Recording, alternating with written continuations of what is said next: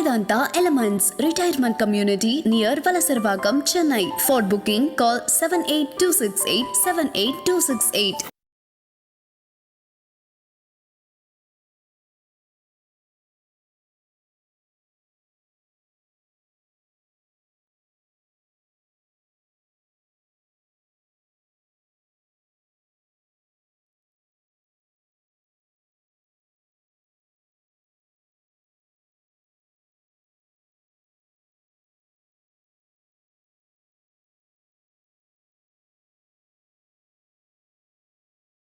மகா பெரியவா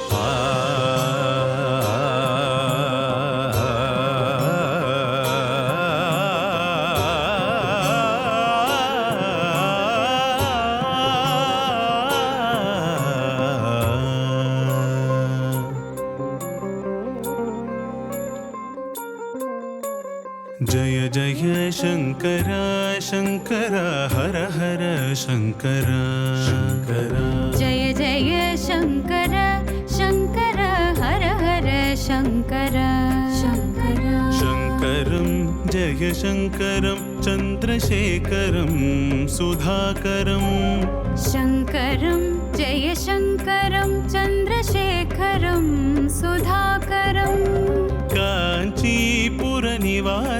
भुवनरक्षितं कृपाकरं काञ्चीपुरनिवासं भुवनरक्षितं कृपाकरं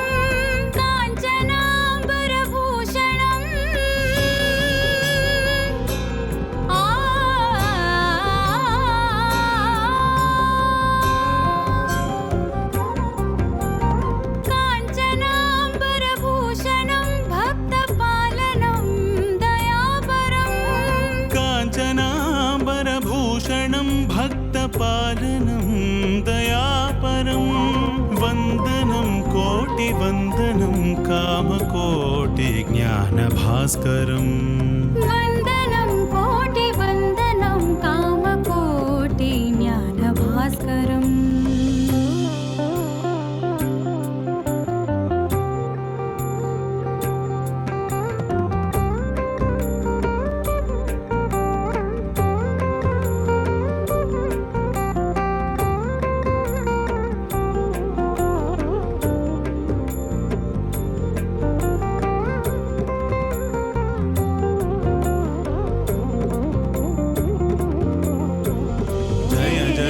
शंकर शंकर हर हर शंकर जय जय शंकर शंकर हर हर शंकर जय जय शंकर हर हर शंकर जय जय शंकर हर हर शंकर शांभवं शिव शांभवं भस्मभूषणयोगिनं शांभवं शिव शांभवं भस्मभूषणयोगिनं ज्ञानीजनसेवितं वेदवेदान्तपरिपालनम् ज्ञानीजनसेवितं वेदवेदान्तपरिपालनं सूर्यकोटिप्रकाशं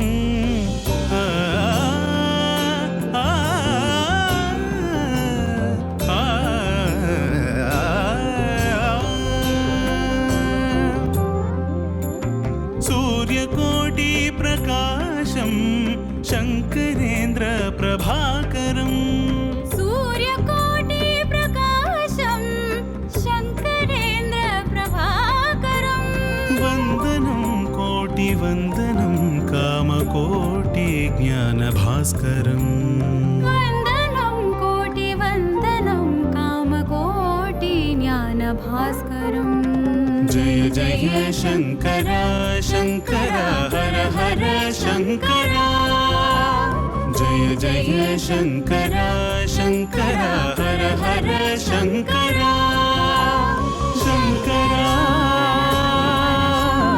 शङ्करा चन्द्रशेखरा आदिशङ्करा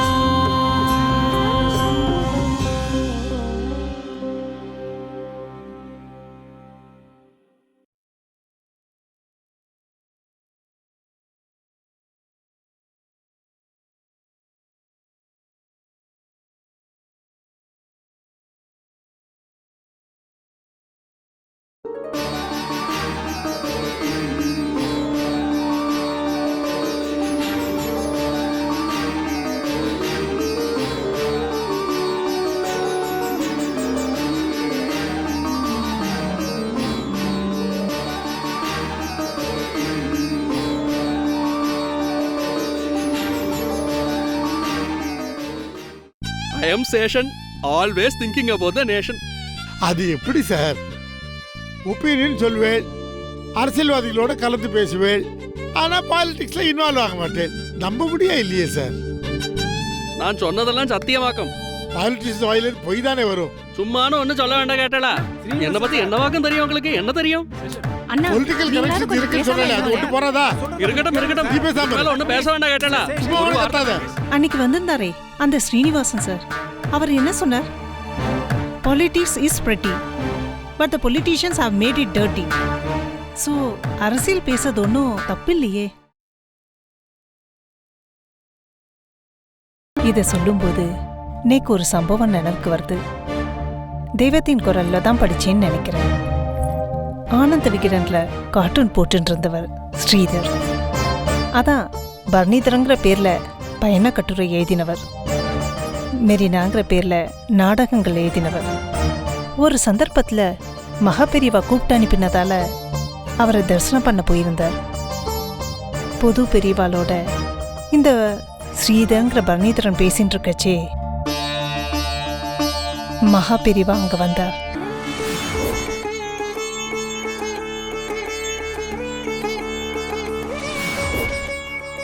பெரியவா இப்போ வந்துடுவா, உங்களை வெயிட் பண்ண சொன்னா. ஸ்ரீதர், உங்க பத்திரிக்கை ஒர்க்கெல்லாம் எப்படி போயிட்டு இருக்கு? பெரியவா அனுகிரகத்தில் நல்லபடியாக போயிட்டு இருக்கு. உங்களை மாதிரி கச்சிதமாகவும் அழகாகவும் கார்ட்டூன் வரைகிறவா ரொம்ப பேர் கிடையாது. சரி, இந்த வேலையை நீங்க மனப்பூர்வமாக செய்கிறீங்களா?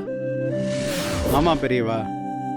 ஏன் கேட்குறேன்னா, நீங்க எழுதி தரத பத்திரிக்கைக்கார அப்படியே போடுறாளா, இல்லை அவ சொந்த கருத்துக்கு ஏதா போல உங்களை பயன்படுத்திக்கிறாளா? அப்படிலாம் இல்லை பெரியவா. எனக்கு பூர்ண சுதந்திரம் கொடுத்துருக்கா. நான் வரைகிற பொலிட்டிக்கல் கார்ட்டூன் ஜனங்களுக்கு ரொம்ப பிடிச்சிருக்குன்னு எடிட்டரே என்னை பாராட்டியிருக்கார். அப்படியா? ரொம்ப சந்தோஷம். சமீபத்தில் காமராஜரை பற்றி வசத்தியாக எழுதி சிறப்பாக கார்ட்டூன் வரைஞ்சிருந்தே இல்லையா? நானும் அதை பார்த்தேன். ஆமாம் பெரியவா. அந்த கட்டுரையில் அவரை ரொம்ப புகழ்ந்து எழுதியிருக்கேள். ஏன் அப்படி? அவரை உங்களுக்கு ரொம்ப பிடிச்சதுனால அப்படி எழுதினேலா, இல்லை அவருக்கு ஈடா அவரை மிஞ்சின தலைவர் அரசியல்ல வேற யாரும் இல்லை நினைச்சு அப்படி எழுதினேலா? அப்படி இல்லை பெரியவா. அது என்னோட தனிப்பட்ட அபிப்பிராயம் இல்லை. ஜனங்கள் முக்கால்வாசி பேர் அவரை பற்றி அப்படிதான் நினைக்கிறா. மற்ற பொலிட்டீஷியன்ஸ் பார்க்குறச்சே இவர் எனக்கு தனியாக முன்னுதாரணமாக தெரியறார்.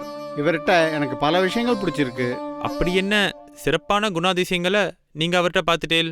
சமுதாயத்தில் ஒவ்வொரு தனி மனுஷனும் தன்னை போலவே தூய்மையாக ஒழுக்கமுள்ளவராக இருக்கணும்னு அவர் நினைக்கிறார். அரசியலில் இருந்தாலும் மகா பெரியவா சொல்கிறதான் அவரும் சொல்கிறார். என்ன அரசியல் பற்றி சர்ச்சையா, டிஸ்கஷனா, இல்லை விவாதமா? புது பெரியவா ஏதோ கேட்டுட்டு இருந்தா, அதுக்கு பதில் சொல்லிட்டு இருந்தேன். பொதுவாகவே அவளுக்கு அரசியல் சம்பந்தப்பட்ட விஷயங்களில் ஈடுபாடு அதிகம். முதல்ல தனி மனுஷால்கிட்ட மோகம் மாதிரியான ஒரு பிடிமானம் வருது. அது 100% சரியாக இருக்குமான்னு சொல்ல முடியாது. அதுக்கப்புறம் ஏதோ ஒரு பார்ட்டி வியூ, அதாவது கட்சி கண்ணோட்டம் உண்டாயிடுறது. இது ரெண்டுக்கும் மிஞ்சி உண்மைகளை மனந்திறந்து உள்ளதை உள்ளபடி பார்க்கறதுங்கிறது அபூர்வம் ஆயிண்டு வருது. இப்போ எப்படிப்பட்ட தனிமனுஷா பின்னால ஜனங்கள் போறான்னு பார்த்தா யாருக்கு கவர்ச்சி சக்தி இருக்கோ அவா பின்னால தான் போறா.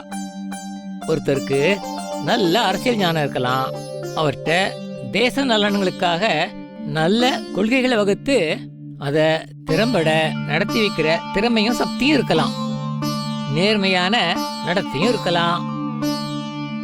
இது எல்லாம் அவர்கிட்ட இருந்தாலும் எதுவுமே இல்லாத ஒருத்தனுக்கு மேடையில நன்னா ஜோடிச்சு திறமையா பேச முடியறது. வசீகரமான பர்சனாலிட்டி இருக்கு அப்படின்னா அதோட கவர்ச்சியிலேயே விஷயம் தெரிஞ்ச அந்த இன்னொருத்தரை விட ஜனங்களோட ஆதரவு இவருக்கு கிடைச்சிடுறது. புரியுறதா? இந்த தப்பான எண்ணத்தோட தான் நம்முடைய தேசம் இருக்கிறதா தெரியறது. சமூகத்துல எல்லா நிலைகள்ல உள்ளவாளுமே இப்படிப்பட்ட கவர்ச்சியில மயக்கத்தோட போறா. அப்படி இருக்கும்போது விஷயம் தெரியாத பாமர ஜனங்களை தான் அரசியல்வாதிகள் விசேஷமா வளர்ச்சிக்க முடிகிறது. இதெல்லாம் பார்க்கும்போது கவர்ச்சி அம்சத்தை மட்டும் மனசுல வச்சுட்டு வேற தகுதியே வைக்காம ஒரு குறிப்பிட்ட வயசு வந்தா எல்லாருக்கும் வாக்குரிமைன்னு செஞ்சாலும்னு நினைக்க தோன்றுறது. சோழர் காலத்துல அரசாங்கத்தை அமைக்க குடவோலை முறை தேர்தல் இருந்ததாக வரலாற்று குறிப்பு இருக்கு. அப்ப அதிகாரத்துல முடியரசு இருந்தபோது கீழே தேர்தல்ல பர்சனாலிட்டி அப்படிங்கிற பேச்சுக்கே இடம் இல்லை, கட்சிங்கிறதும் இருக்கல. தர்மம் அப்படிங்கிற மேலான அடிப்படையில தான் முழுக்க முழுக்க தேர்தல் நடந்திருக்கு. கேண்டிடேட்ங்கிறது யாரு, எந்த பார்ட்டி அவன், அரசனுக்கு சாதகமானவனா பாதகமானவனா அப்படின்லாம் பார்க்கல. அவன் தர்மமானவனா, பொதுநலத்துல உண்மையான அக்கறை கொண்டவனா அப்படிங்கிறத மட்டும் தகுதியா வச்சு தேர்ந்தெடுத்திருக்கா. அப்புறம் ஒரு வருஷம் மட்டும்தான் அவனுக்கு பதவி காலம்.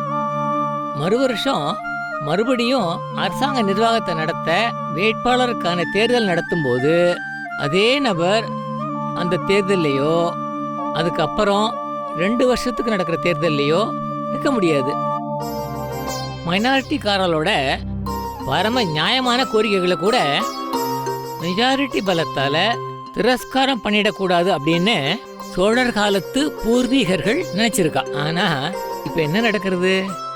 ஒருத்தன் மெஜாரிட்டி அடிப்படையில் ஜெயிக்கிறானே வச்சுப்போம், உடனே அவனுக்கும் அவனை ஆதரிக்கிறவாளுக்கும் தங்களுடைய எதிரிகளான மைனாரிட்டி கட்சியில யார் யாரெல்லாம் இருக்கா அப்படிங்கறதுல புத்தி போக ஆரம்பிச்சுடுறது.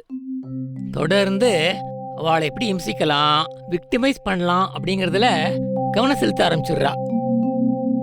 அதாவது 2 பிரிவுக்காராலுமே அவளுக்கு உண்டான கோட்பாடுகளுக்குள்ள திட்டங்களுக்குள்ள தங்களுடைய புத்தியை குறிக்கின்றா.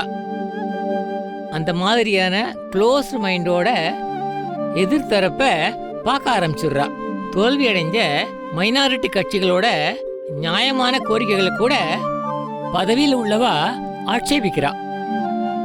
எதிர்கட்சிகளும் நடப்பாட்சியில எவ்வளவு நல்லது நடந்திருந்தாலும் அத ஒப்புக்கொள்ள மறுத்து எப்ப பார்த்தாலும் ஆட்சியில் உள்ளவளை பத்தி குத்தம் கண்டுபிடிக்கிறதும் குறை சொல்றதாவும் இருக்கா.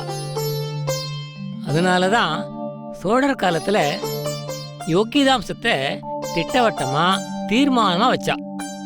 மெஜாரிட்டி கிடைச்சதா மைனாரிட்டியா அப்படின்னு வீண் சண்டைக்கெல்லாம் இடமில்லாம குடவோலை முறையில தேர்ந்தெடுத்தா.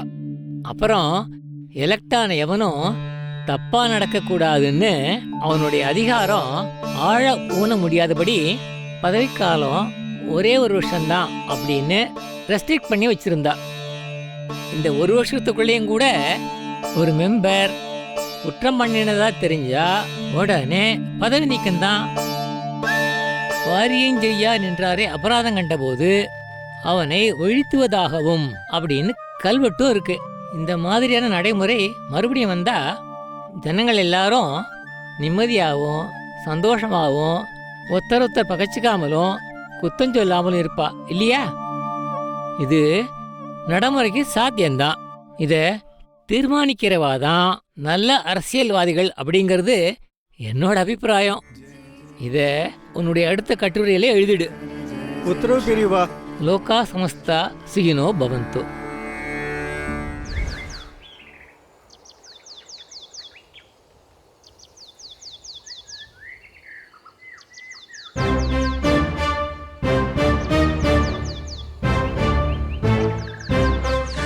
எனக்கும் ஒரு மெயில் வந்திருக்கு. என்னோட கலீக் மெயில் பண்ணியிருக்கான். அவன் அனுப்பிச்சிருந்த அந்த மெயிலில் லிஸ்ட்டில் உன் பேரும் இருக்கு. கூடிய சீக்கிரம் உன் வேலைக்கும் ஆபத்து வரலாம். Oh my god. என்ன சொல்ற சந்துரு? அடுத்தது என்ன செய்ய போகிறோன்னு நினைக்கவே கஷ்டமாக தான் இருக்கு. அங்கேருந்து வைண்ட் அப் பண்ணின்னு வந்துட்டா இங்கே வேலை கிடைக்கும். ஏன்னா எங்களுக்கும் வயசாயிண்டே வருது இல்லையா? 40s ஒரு கிரிட்டிக்கல் ஏஜ். அதனால எங்களுக்கு இங்கே வேலைக்கான வாய்ப்பு is going to be very tough. So அடுத்தது என்ன செய்ய போகிறோன்னு கவலையாக இருக்கு.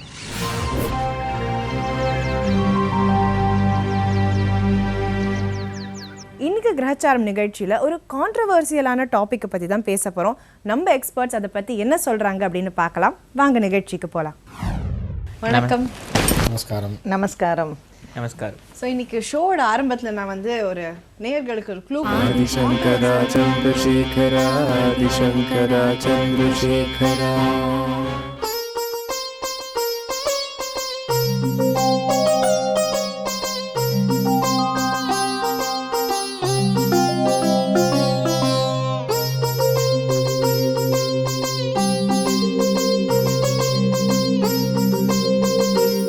ஏன்னா உங்களுக்கு விஷயம் தெரியுமா? ஸ்ரீமதி வர அனுஷத்தன்னைக்கு தெய்வத்தின் குரல் பத்தி குழந்தைகள் முன்னாடி பிரவச்சனம் ஆரம்பிக்க போறாளாம். ஆரம்பிக்கிற அன்னைக்கு கண்டிப்பா நம்ம என்னது ஜாதகத்தை வச்சு உட்காந்துருக்கேன். யாரோட ஜாதகம்? நம்ம கனகதாரா ஜாதகம் தான். கனகதாரா ஜாதகமா? அதுல என்ன ஆராய்ச்சி? அது அவளுக்கு குருபலன் வந்துட்டான்னு பார்த்துட்டு இருக்கேன். குருபலன் வந்துட்டான்னு எப்ப பாப்பா? கல்யாணத்துக்கு ஜாதகத்தை எடுக்கும்போது தானே. இப்போ எதுக்கு? வணக்கம். நமஸ்காரம். நமஸ்காரம். இல்ல, கனகதாராவோட படிப்பு அடுத்த வருஷம் முடிய போறது. படிப்பு முடிஞ்ச கையோட அவளுக்கு வரன் பார்க்கணும்னு முடிவு பண்ணிருந்தோம் இல்லையா? நான் ஏற்கனவே சொன்ன மாதிரி ஒரு வைதீகம் பண்ணி வைக்கிற பையனை தான் வரனா பார்க்கணும். காமாட்சி, கனகதாராவை நினைச்சா இன்னைக்கு ரொம்ப பெருமையா இருக்கு. பாட்டு, படிப்பு, ஆச்சாரம் எல்லாத்துலேயும் கெட்டிக்காரியா நமக்கு அனுசரணையாகவும் இருக்கா. இந்த காலத்து குழந்தைகள் மாதிரி இல்லாம நாம சொன்ன வார்த்தைக்கு மறுபேச்சு பேசினதில்லை. சிரிச்ச முகத்தோட நீங்க எது சொன்னாலும் சரிதான் அப்படின்னு இருக்கா. அவளுக்கு ஒரு நல்ல வாழ்க்கை அமைச்சு கொடுக்கறது பெத்தவா நம்ம கடமை இல்லையா? சரி, அதுக்கு என்ன இப்போ? அவ படிப்பு முடியறதுக்கு இன்னும் ஒரு வருஷம் இருக்கே. இப்பவே எதுக்கு ஜாதகத்தை எடுத்து வச்சுன்னு பார்த்துட்டு இருக்கேன். காமாட்சி, அவளோட விவாக பிராப்தம் எப்படி இருக்குன்னு பார்க்க தோணித்து. அதான் ஜாதகத்தை பார்த்துட்டு இருக்கேன். இப்ப இருக்கிற நிலைமையில இது எதுக்கு எடுத்து வச்சுட்டு இருக்கேன்? யாராவது பார்த்தா நன்னா இருக்காது.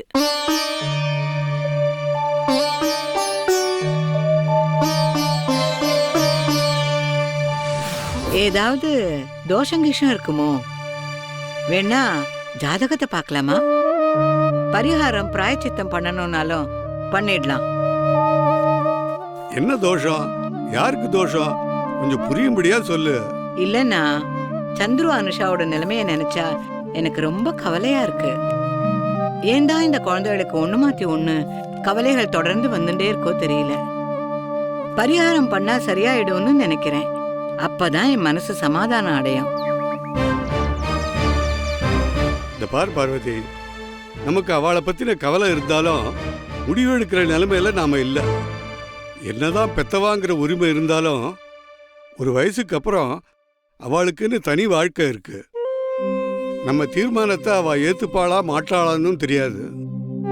வேணும்னா சஜஸ்ட் பண்ணி பார்க்கலாம். ஏதோ கிரகச்சாரம் அவ ரெண்டு பேரையும் போட்டு ஆட்டி படைக்கிறது. என்ன பரிகாரமா இருந்தாலும் அவ பண்றாளோ இல்லையோ, நாம அவளுக்காக பண்ணிடுவோமே. இப்ப ரொம்ப பேருக்கு பரிகாரம் பிராயச்சித்தம் ரெண்டுத்துக்கும் வித்தியாசம் தெரிய மாட்டேங்கிறது. பரிகாரம்னா ஜாதக ரீதியா அந்த கிரகங்களுக்கு பிரீத்தியா செய்யலாம்.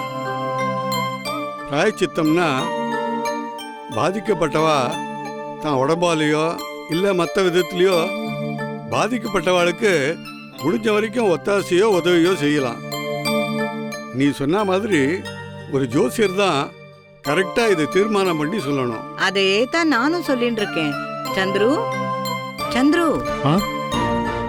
சந்துரு, நீ அன்னைக்கு சொன்ன மாதிரி உங்களுக்கு அடிமேல அடியா விழுந்துட்டு இருக்கு. அனுஷாக்கு வேலை போன கையோட உனக்கும் வேலை போயிடும்னு சொல்ற.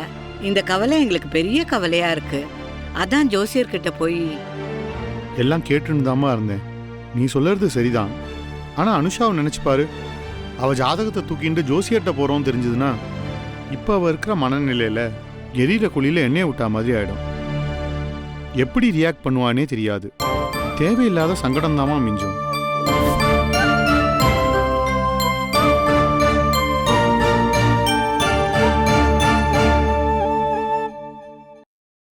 மகா